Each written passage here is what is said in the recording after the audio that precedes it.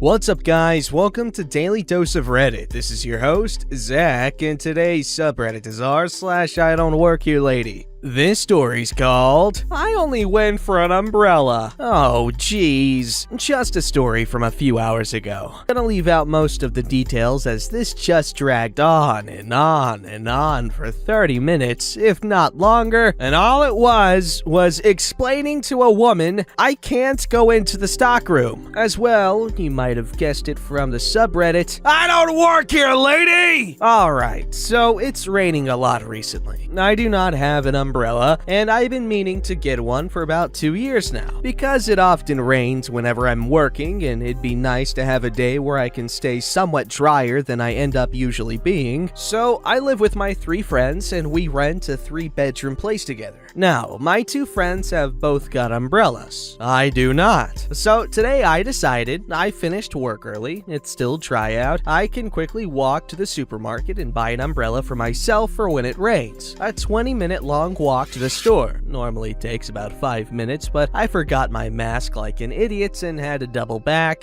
for one item, the umbrella. Only, it started raining. Heavily. I'm drenched from head to toe, but I was determined to buy an umbrella. Now, the umbrellas are located pretty much near the main entrance. Can't be 30 steps away from the door. I'm dripping wet, so I'm headed into the bathroom to use the built-in hand dryers to dry my shirt off for like 5 minutes and just generally get a bit warmer. Eventually, I walk out, no longer dripping, walk over to the umbrellas, which are about 10 steps away, pick up one lone umbrella out of like 100, pop it open just to see how big it is. There are different sizes in the boxes from small, mediums, and large. Tag for size was on the inside. Then close it and almost like magic, poof! A Karen has stood in front of me and asks me, or rather tells me, Hey you, give me that! I want to try it out! To which I reply, Sorry lady, I'm only here for this. There's plenty more literally right next to you. To which she yelled, I wanted that one you have! It's pink and I want it! Okay, first of all, it was a plain black one. Anybody with eyes could see that much. Lady, you can see this is all black, right? She yells at me again. Liar! Go get me a manager! I want you fired for not letting me purchase that umbrella! There's a customer service desk literally behind me where there was a manager, who straight away walked over and asked me, What's the problem here? He won't give me that pink umbrella he's holding! I stashed it away so I can come back for it and he's stealing it from me! The manager scratches his beard, then his head, and says, Ma'am, that's black. In fact, they're all black. We only stock plain black umbrellas here, unless it's a kid's one which are rainbow colored. I sighed, popped it back open, spun it around, and just said, Look at the umbrella, lady. It's black. B-L-A-C-K. She stuttered, confused, and said, Well, where's the pink one you just had before that? Listen, ma'am, there's no pink ones. Just plain black ones. Right next to you. He was visibly getting annoyed. Now, I'm sorry if you've somehow misplaced or lost pink umbrellas in some other store, but it definitely wasn't this one. I go to turn away and go pay for the umbrella when she grabs me, spins me around, and says, Hey, I'm sorry to bother you, but can you go check the back for me? I know there's a pink umbrella in here somewhere. It was right here about 10 minutes ago before you walked up. What? I don't work here, lady. What made you think I worked here? And what makes you think I would go to the back to check for you even if I did after you just yelled at me? Well, the customer's always right, so chop chop. Come on, go look for me. This is where me, the manager, and Karen go around and around in circles for like 30 minutes telling her I can't go back there, I don't work there, he can't fire me, I'm a customer as well. In the end, the manager just tells me to go look in the back, then whispers to me, Just walk past you and head to the checkout. Say James the manager gave me a code to enter for 50% off. The umbrellas were only £2.50 anyway, so I just accepted it. Ha! Hell yeah! I got to the checkout, gave the code, got my 50% discount that I didn't need, a new story for Reddit, oh, and a scratch card, which I won £20 on, and walked on home in the the rain, completely forgetting I just bought an umbrella and didn't open it on the way. Major facepalm. That's fun.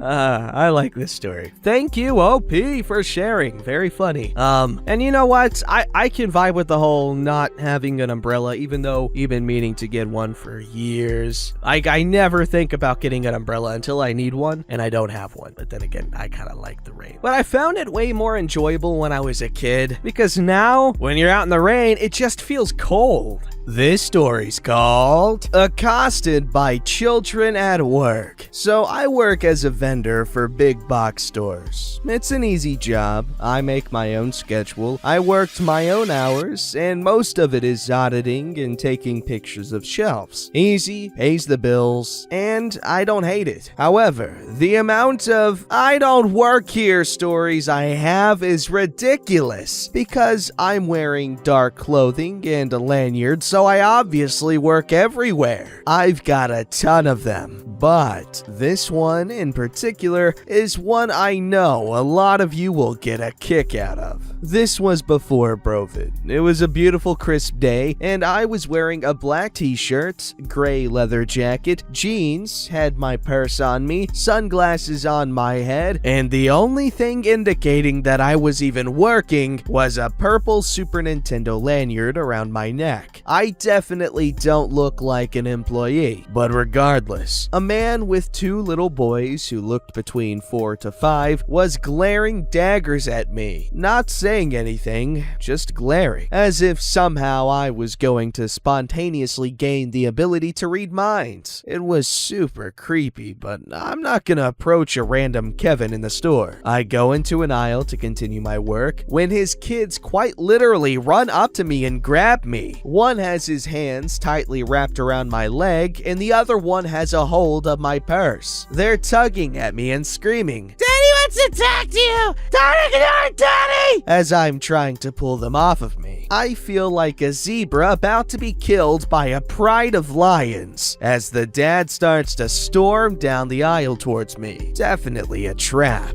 Just as I think I'm done for and my day is ruined, an employee intervened and explained that I don't work there, but she can help. I take this glorious opportunity as help from the gods and pry myself free and book it towards the entrance to take an impromptu lunch break. As I get up there though, I am again captured. I turn around and the same kids have their hands on me. At this point, I'm pretty pissed off and firmly tell them to go back to their dad, all the while they're still babbling and screaming at the top of their lungs. The same garbage. Again, I pull myself from their grasp, but they keep trying to cling to me. It gets to the point where a manager actually comes over and asks me what's going on. As I'm relaying the entire story and trying to talk over the screeching kids, I hear another very, very angry man screaming at the top of his lungs the classic, "How dare you? Who do you think you are?" etc. The dad's back. Awesome. Is he mad at his two small children for running off after a complete stranger? No, of course not. He's mad at the random young lady they're accosting. Apparently he's convinced that I'm kidnapping his children and calls the police. So now that my day really is ruined, I have to sit in customer service as the police go over the footage. The dad won't stop screaming. His kids won't stop screaming. Management is defending me, and I want to sink into the floor. And of course, it's serving as the best birth control of all time and giving me a massive headache as I'm certain my ears are now bleeding. After everything is said and done, I'm cut free, and the dad gets charged with wasting police resources and is banned from the store because apparently he's done this before. Parenting at its finest, ladies and gentlemen, because while the dad's behavior was was absolutely abysmal, the fact that he condones his children running up to perfect strangers and actually grabbing them, holding on to them, and screaming at them is beyond me. To this day, I can't decide whether or not they were trained to do that or it was a complete lack of parenting. Wow, we've got some really quality parenting being demonstrated here. See, that's how you get strong and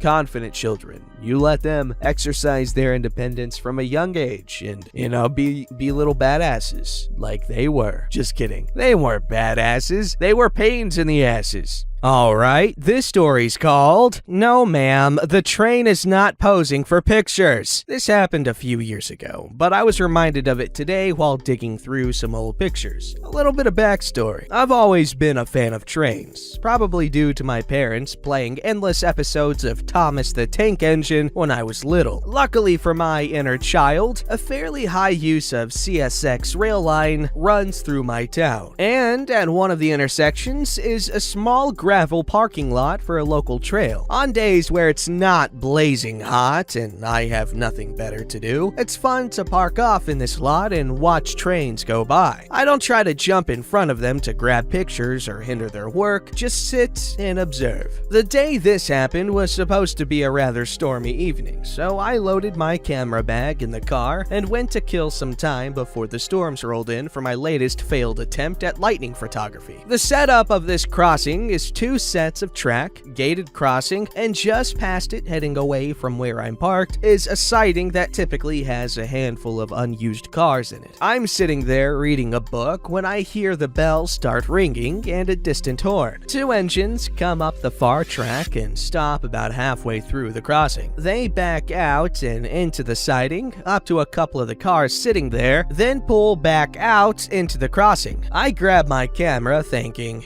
might be fun to get these things with the evening sun on them while they're here. With them stopped in the crossing, I snap a few pictures, and a few as they back into the siding trying to rearrange the cars how they want them. Out of nowhere, this lady comes whipping into the lot, sending dust and gravel flying into the air, and sliding to a stop in front of my car with her window down. "What are you doing?" Taking pictures of a train? "Make them stop! I have somewhere to be!" I'm not in control of them. I'm just taking pictures. "Stop wasting everyone's time and tell them to get out of the way!" Ma'am, I don't work for the railroad. I'm just taking pictures. "They're blocking everyone's way, posing for your pictures!" Ma'am, I don't think the train is posing for pictures. I think they're— "Just stop it! Tell them to get out of the way now!" At this point, I just stopped trying to reason with her and started to go back to what I was doing, albeit much harder with her Karen mobile parked in front of me. She apparently took this as a personal challenge and threw her mom UV into reverse and pulled into the shot. "You're not getting another picture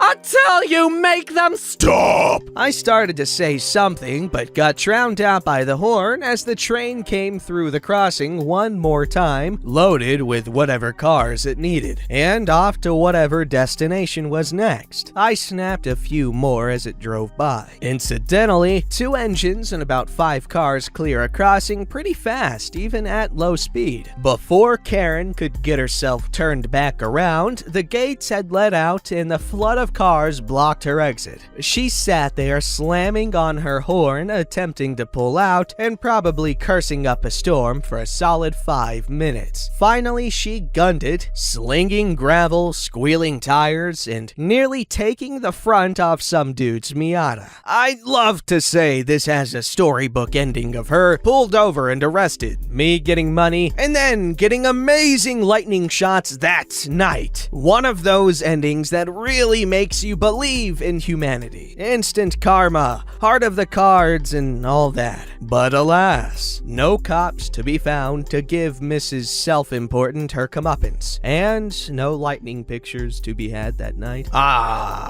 That's a bummer. However, interesting story. It's always interesting to find people interested in things that I'm not interested in, and wouldn't necessarily think there are people interested in them, because trains are trains. But you know what? People are into them, and that's cool. But me personally, I think I prefer women. This story's called Wrong Convenience Store. I work at Racetrack. A couple of months ago, after I got off work, I had to stop at Kroger. I realized I'd forgotten to pick something up while I was at work, and I didn't want to go back into Kroger because I'd already had someone try to ask me a question about a product in there. Because apparently, if you're wearing a work uniform, no matter where from, you work at whatever store you're in, even though Kroger doesn't even do uniforms anymore. Luckily, I just stopped the person and said, "I'm sorry, I don't work here." And they immediately apologized and continued their search for an employee. But I've already been through the going through a grocery store in my work uniform situation of mistaken employee-inity a couple of years ago with 3 people in the same store and didn't want to go through that again. I was tired and wanted to go home. There was a Quick Trip right outside of Kroger. Quick Trip and Racetrack are basically the same store, with a slightly different layout and a different name, and they carry the same things, so I knew Quick Trip would have what I was looking for. As soon as I stepped in, one of the employees rolled her eyes at me and said, "Another new hire?" I looked behind me to see if maybe a Quick Trip employee was behind me. Nope, just me. I continued on. I get my things and head up to the counter. The same Quick Trip employee looks annoyed with me and says, "You can't ring things up until after shift, but since you haven't clocked in yet, I can go ahead and ring them up. Have they shown you how to clock in yet? Go ahead and do that, and I'll ring this up." I said, "I don't work here." She looked at my name tag. I felt like I was going through deja vu at this point, which said Racetrack right above my name, and said, "Really? That looks like our uniform and our name tags." Their uniforms are a red polo with, I think, khakis and a circular name tag that has the Quick Trip Square logo at the top. Racetrack's uniforms are a blue logo with black pants. We can wear khakis too, but I always choose to wear black pants. A rectangular name tag with Racetrack in big letters at the top. I was also wearing my Racetrack cap. I said, "No, it doesn't. I work at Racetrack, and this is a Racetrack uniform." She looked at my uniform again, then looked at her own, and slaps her forehead and says, "Sorry, I used to work at Racetrack until last month." All I could say was, "Is the pay better here?" Oh, but fell on the floor. Laughed too hard. Honestly, I feel bad for this person. They're just trying to do their thing, and people keep thinking they're working there, which is unfortunate. But a lesson learned. Don't go to places in your work uniform. You're just begging for it. Yeah, that's right. I'm victim blaming. Woo! Don't forget to like, subscribe, and hit that bell to never miss an episode.